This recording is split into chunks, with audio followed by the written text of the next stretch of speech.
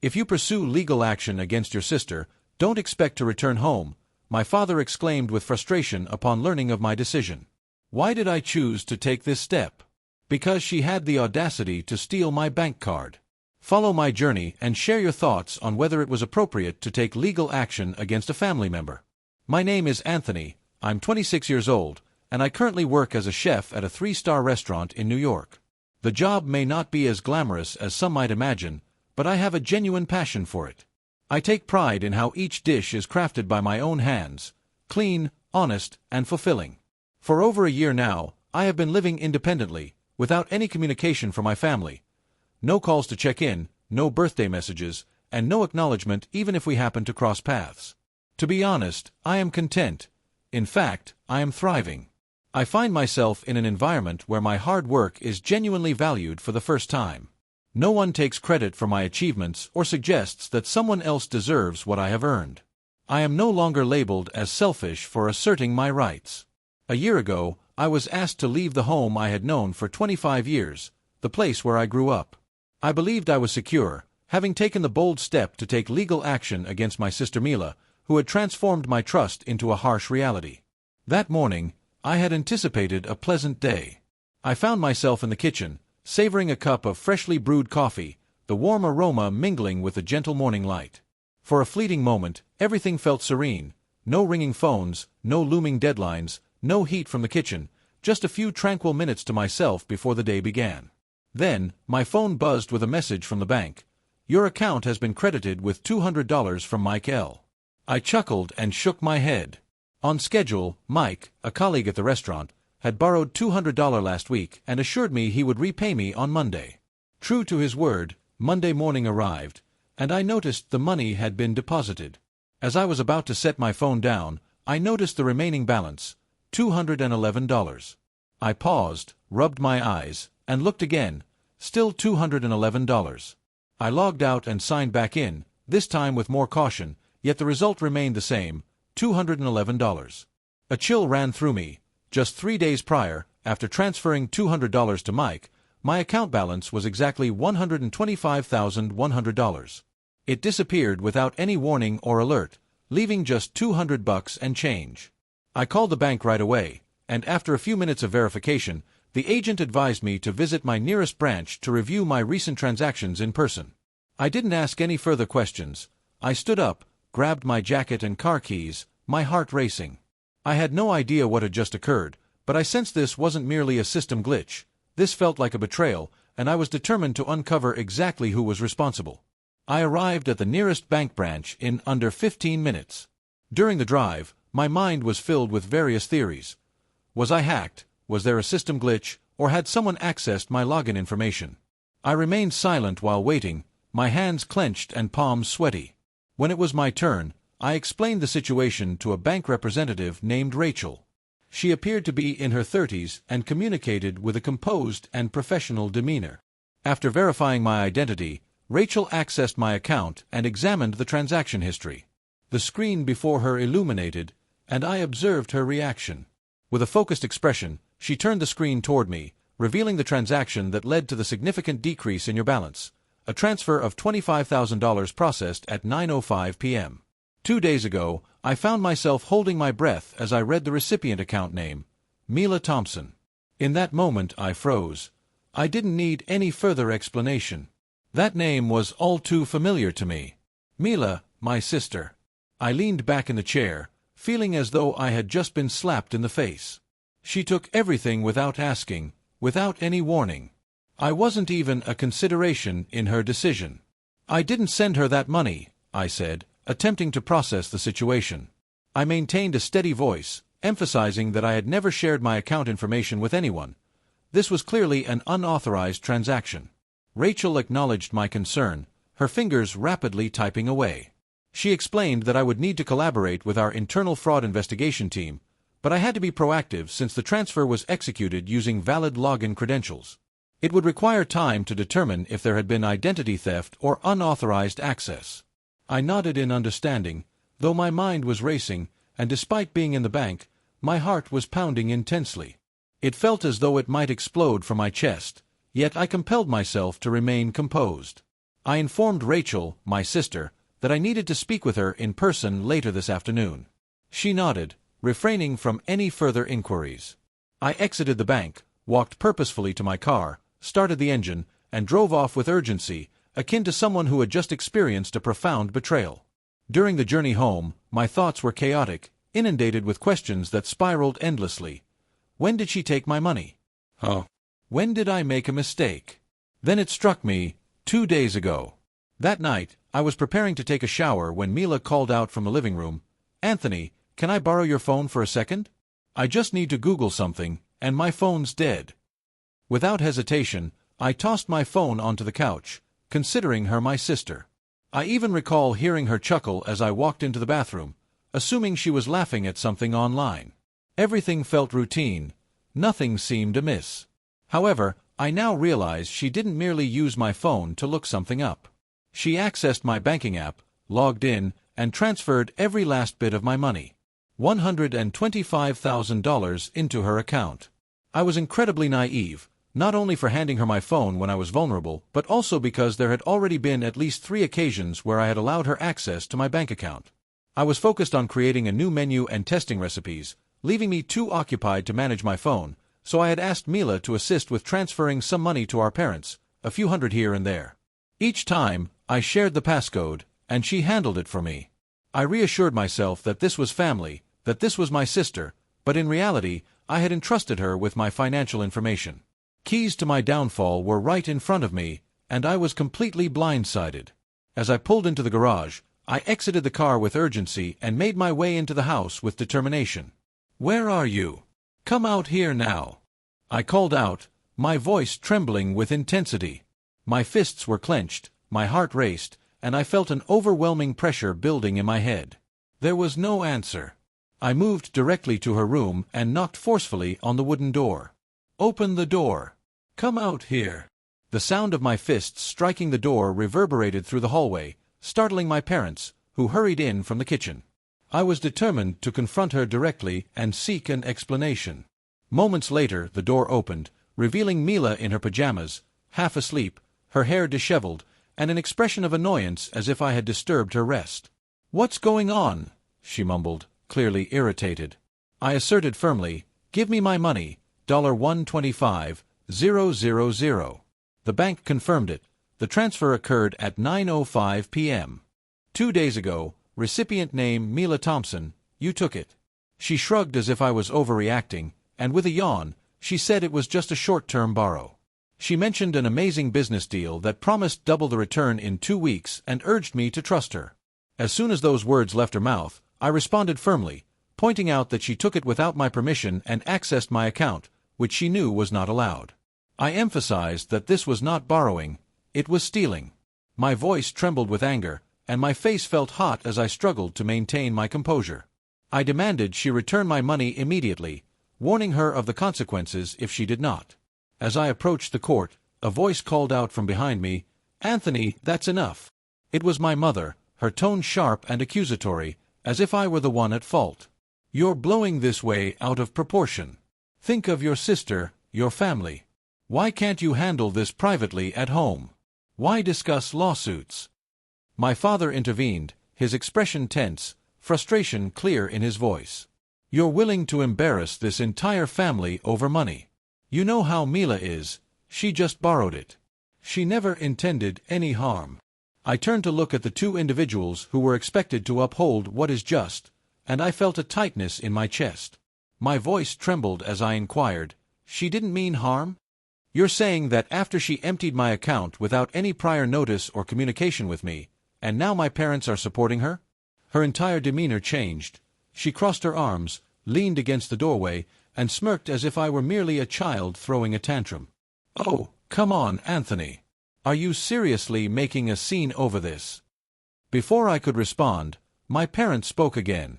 "Time is a crucial element, and family is meant to support one another. Anthony, my mom mentioned that this entire situation stemmed from a minor misunderstanding during dinner." I chuckled, though it lacked genuine joy. "Is that so?" I met their gaze directly. "Then why not provide her with the $125,000? It seems straightforward." A tense silence followed, And then my dad interjected, cautioning me about my tone. "We don't possess that kind of money," he asserted. "But you do. You're her brother, and it's your responsibility to assist her." I stood there, frozen, those words echoing from my childhood, always present. Your sister requires it more. Her situation is more challenging, and she should be prioritized. Yet, nothing has shifted. Same mindset, same rules. I remained the one expected to give, simply because I had. "So, why didn't she approach me directly?" I asked, striving to maintain my composure. "Why did she choose to go behind my back and take every dollar I worked tirelessly to save? The sweat, the exhaustion, the skipped meals. Does all of that hold so little value that a half-hearted excuse suffices to justify her actions?" My mom's tone softened, as if she were attempting to ease the tension. "All right, fine," she said. "She mentioned she would repay it, but escalating the situation won't benefit anyone." I turned to Mila, my voice steady, and asked once more how long it would take. She averted her gaze, clearly taken aback, and mumbled something vague about needing just a few more days. I nodded, not out of belief, but because I had made my decision. "3 days," I stated firmly. "If you don't return the money in 3 days, I will pursue legal action." The atmosphere in the room shifted dramatically, and then came the familiar roar from behind me. "If you take legal action against your sister, don't ever come back home again," my father shouted, his face flushed with anger. It was a verdict, not a warning. There was no room for compromise. There was no family left, only sides to choose. I looked at him one last time. "All right," I said, my voice steady and composed. "I'll be out of the house this afternoon, and I'll get a lawyer. As for those 3 days, I take them back. You won't need them." No one spoke. I turned and walked to the door, taking only my phone and wallet. Everything else in that house, the clothes, the photos, the memories, no longer mattered. The car rolled out of the garage and down the street, away from it all. The house I had called home for 25 years prompted me to drive back to the bank. I wasn't angry anymore. Unlike when I left the house, I simply felt empty. As I made my way there, old memories began to surface, quiet and unwelcome, the kind I had spent years trying to forget. I recalled when I was 8, having skipped breakfast and saved every penny to buy my first remote control car. I hadn't even opened it for 10 minutes before someone snatched it from my hands, casually saying, "Let me play first. You're the younger one, you're supposed to share." I ran to tell Mom that this time she'd support me, but instead, she patted my head and said, "Come on, she's borrowing it for a bit." When I turned 13, my aunt from another state mailed me a navy blue sports watch for my birthday, precisely the style I loved. Before I even had the chance to wear it, I found the glass cracked. Mila had taken it to show off to her friends and dropped it. When I showed the broken watch to Mom, she just shook her head and said, "It's no big deal, honey. Your sister didn't mean to."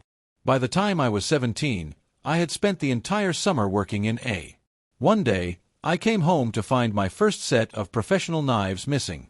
Mila had lent them to her boyfriend, who was learning to cook, believing I wouldn't need them immediately. I was furious, yet all I received in response was Dad saying, "Why are you acting like a girl? It's just knives. We have plenty in the kitchen." I lived in that house for 25 years, and not once did anyone stand up for me. It was always about how my sister needed it more, or that she didn't mean to, or she didn't do it on purpose. But what about me? I was never considered. Permitted to err, yet never permitted to require assistance, and now, after 4 years of diligently working, saving every overtime shift, sacrificing meals, and returning home utterly exhausted, every single dollar has vanished while the individual responsible remains. My parents, as always, have sided with the wrong party. 10 minutes later, I found myself back at the bank. Rachel, the staff member I had encountered earlier, recognized me immediately upon my entrance, and with a single glance, she comprehended my purpose. I took a seat at her desk and stated clearly, "I wish to file a formal dispute." The transaction was executed without my consent, and I did not authorize my sister to withdraw those funds. Rachel acknowledged the situation, saying, "Understood, Mr. Anthony. I will guide you through the process step by step." She retrieved a folder containing the necessary forms and opened her computer to access the transaction history. She clarified that the bank would require 3 to 5 business days to initiate the investigation. They would examine any indications of fraud, track the device used, trace the IP address, and verify login timestamps. The case would be escalated to the legal department. In the event that unauthorized access is confirmed, I expect this matter to be addressed through the appropriate legal channels. I have made it clear that I do not wish to resolve this privately, as it constitutes theft, and the individual responsible must be held accountable. Rachel nodded in agreement, remaining silent as she handed me a pen and indicated where I needed to sign the forms. I took the pen, my hand steady now. 5 days later, I received a call from the bank informing me that the preliminary investigation had been completed, revealing the result of the $125,000 transfer to Mila Thompson. The account was created from my mobile device at exactly the time I specified, which is 9:05 p.m. 2 days prior to my discovery of the missing funds, they confirmed that the transaction had been executed via the mobile banking app, which did not require two-factor authentication as the account was already logged in on the device. No OTP was necessary, and everything aligned with the account of events I provided. Mila had utilized my phone while I was in the shower, and the system logs documented the IP address, GPS location, and even the previous login session, all traced back to my home address. The data points were aligned, and I inquired about the next steps. The senior representative from the dispute department clarified that the case would be transferred to the bank's internal legal team. They also recommended that I reach out to my attorney if I wished to explore criminal or civil charges. I expressed my gratitude, concluded the call, and set the phone down on the table. During those 5 days, there was not a single call from Mila. No apology, no explanation, nothing. It seemed she was simply waiting to see if I would take further action. That very afternoon, I arranged a meeting with Attorney Harris, who came highly recommended by a close friend. I brought along all necessary documents, including transaction statements, the bank's investigation summary, and my written account of the incident. We convened in a modest office on the 10th floor. He appeared to be in his early 40s, exuding calmness and composure, with a steady gaze that attentively observed my reactions as we conversed. Harris methodically reviewed each document I provided, including the transaction records, the bank's confirmation, and my incident report. He nodded thoughtfully, only pausing when he reached. The recipient's name caught his attention as he met my gaze. "Is your sister?" he inquired, his tone steady, merely confirming a detail. I nodded, my focus still on the document. He raised an eyebrow slightly, then placed the stack on the table. "And you want to sue her?" I looked directly at him, unwavering. "I want her to be held accountable. No deals, no private settlements." He didn't respond immediately. Instead, he took a moment of silence before opening his laptop. The soft sound of typing filled the room as he began drafting the necessary paperwork with composure. Each step of the civil complaint was meticulously outlined, detailing a demand for restitution and the legal foundations under the financial account misuse statutes. Within an hour, the file was finalized and ready for submission to the court early next week. Harris carefully reviewed every line of the document one last time before saving it. Meanwhile, Mila will be issued an official notice. Should she fail to respond or attempt to deny responsibility, I will request the bank's complete access logs and proceed with the next phase, which may involve criminal proceedings if deemed necessary. The pen glided across the pages as he signed, the ink embedding itself into the paper, marking the conclusion of a significant chapter. A childhood spent in the shadows, often overshadowed by the needs of others, particularly my sister. I was uncertain of Mila's response. Perhaps she would lash out, labeling me a traitor or a disgrace. Maybe she would adopt the victim role once more, drawing our parents into the narrative, recycling the same old tale about family dynamics. Yet, this time I felt indifferent. I exited the law office as dusk settled in, a gentle summer breeze wafting through the street. The street lights illuminated as individuals rushed by, seemingly unfazed. Just 2 days following the signing of the papers, I received the first call from my father at 6 a.m. I was preparing ingredients for the morning shift when my phone buzzed incessantly on the kitchen counter. I wiped my hands, saw his name on the screen, and let out a deep sigh. After a brief moment of hesitation, I answered. "You filed a lawsuit against your sister." His voice was not as angry as I had anticipated. There was no shouting, just a weariness tinged with disbelief. I provided a concise and straightforward response. "Yes, I did." There was a pause on the other end. You know this will tear this family apart, right? His voice dropped, heavy, as if he were trying to guilt me into backing down. I gripped the phone a little tighter, took a slow breath, and replied, "This isn't me tearing the family apart. Mila took all my savings without asking. You were the one who kicked me out. Now I'm just standing up for myself." He didn't say another word, just hung up. Later that afternoon, Mila called. I hadn't planned on answering, but I did. A part of me wanted to hear what excuse she would give. She immediately launched into an accusation, bypassing any form of greeting. "You stole my money. I gave you a chance, and you didn't pay me back." My voice remained firm and steady as I responded. She screamed, "You ungrateful bastard! After everything I've done for you." I interrupted her, stating, "You call taking $125,000 for 4 years of my hard work helping?" There was a brief silence before her tone shifted to one of feigned concern, as she pretended to plead, "All right, I'm sorry, okay? Just drop the case. I'll figure it out. I'm currently facing a challenging situation. I didn't intend for things to escalate this way." After a brief pause, I responded with a composed demeanor that felt almost frigid. "You intended to do this. It was a deliberate action. There was no inquiry, no message, no consent. Please refrain from claiming it was unintentional. And no, I will not be dropping the case. I will see you in court." I concluded the call before she could respond further. A week later, the court notice arrived at the house. I wasn't present to witness it, but I can vividly imagine the scene, the red-stamped envelope and my mother's expression tightening upon seeing it. She has always had a deep-seated fear of one thing: the opinions of others. The thought of gossip and whispers from neighbors behind their backs terrifies her. Now, with her son involved in a situation that could escalate, she felt compelled to reach out. That evening, I received a message from her, no reprimands, no raised voices. She used her familiar, gentle tone, the one that always signaled her desire for understanding. "Anthony, please don't take your sister to court. I know you're upset, and I understand Milo's actions were wrong, but she is still your sister. We cannot allow our family to be dragged into a legal battle over money. What will the neighbors think? I'm pleading with you." I gazed at the message for an extended period, not out of uncertainty, but in an effort to comprehend how my $125,000 seemed less significant than maintaining appearances with the neighbors. When she responded, her voice quivered, as if she were suppressing tears. "Please, son, don't escalate this any further.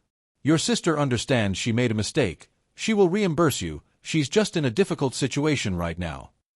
I interjected, my tone steady, almost unsettling. "I can drop the lawsuit." A silence ensued, as if time itself had paused on the other end. The conversation continued as I stated that if you could repay the $25,000 on her behalf this week, that would suffice. You would cover the debt, and I would withdraw everything immediately. She didn't respond right away. After a long pause, she let out a quiet, defeated sigh. "You know I don't have that kind of money." I offered a faint, bitter smile and replied, "Then don't ask me to do something you wouldn't do yourself."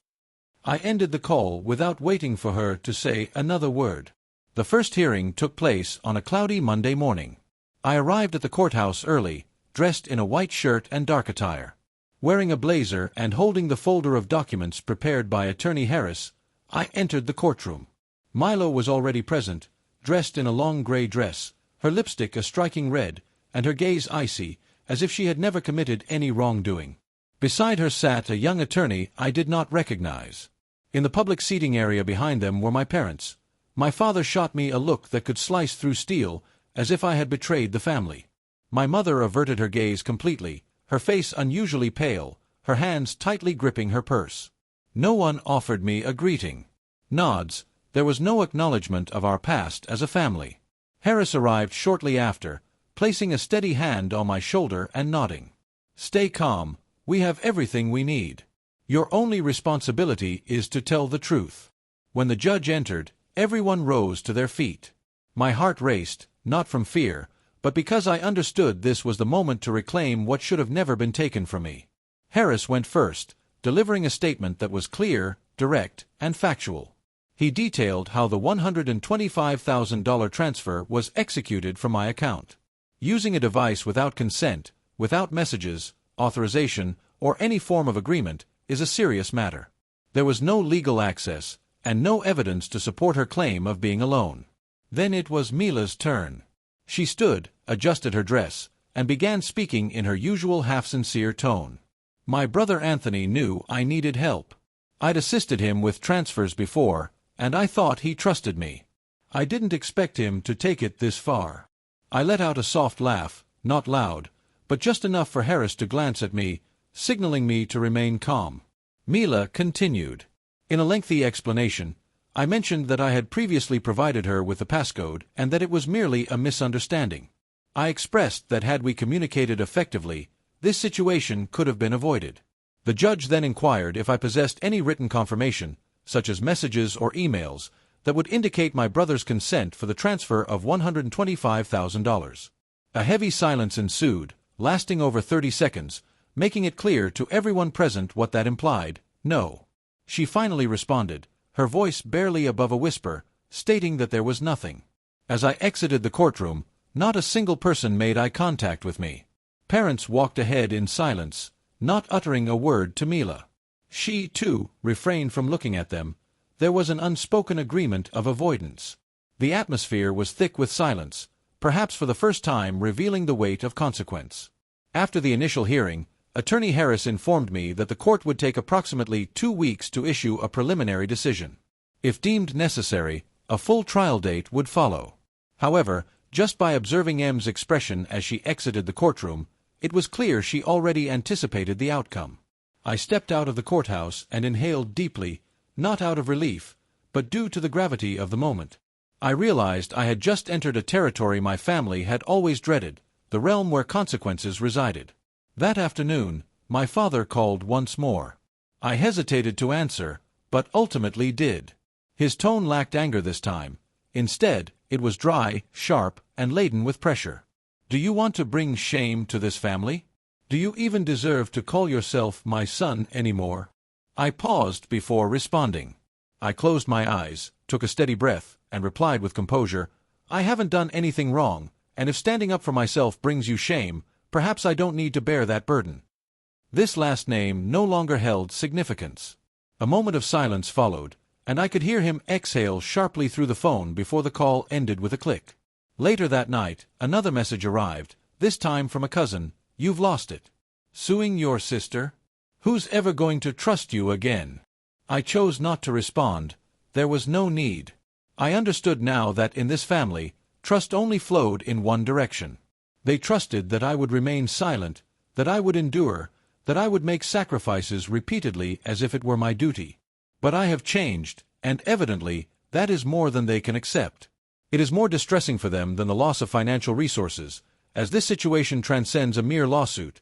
It signifies the culmination of a lifetime of sacrifices perceived as obligations and the onset of a life where I can exist without seeking approval to live according to my own standards. 2 weeks later, I received the official notification from the court. The lawsuit had been accepted, and the trial was set for early next month. Harris contacted me immediately afterward, his voice steady and assured. You did well. We are almost guaranteed to win this. I did not smile, not due to a lack of relief, but because I understood the significance of this victory. It was not an occasion for celebration. Rather, it felt as though I had finally emerged from a pit that someone else had created for me. On the day of the trial, I entered the courtroom with composure. Mila sat across the room, her complexion drained, devoid of red lipstick and extravagant attire. She appeared transformed from that initial hearing, resembling someone who had just awakened from a dream of illusory authority.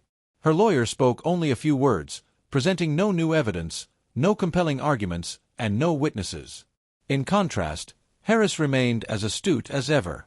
Citing legal codes, presenting transaction records, login logs, and timestamps, every detail proved that the transfer was intentional, unauthorized, and a deliberate act of theft. When the judge ruled that Mila was responsible for repaying the full $125,000 plus legal fees, I didn't look at her. I didn't need to.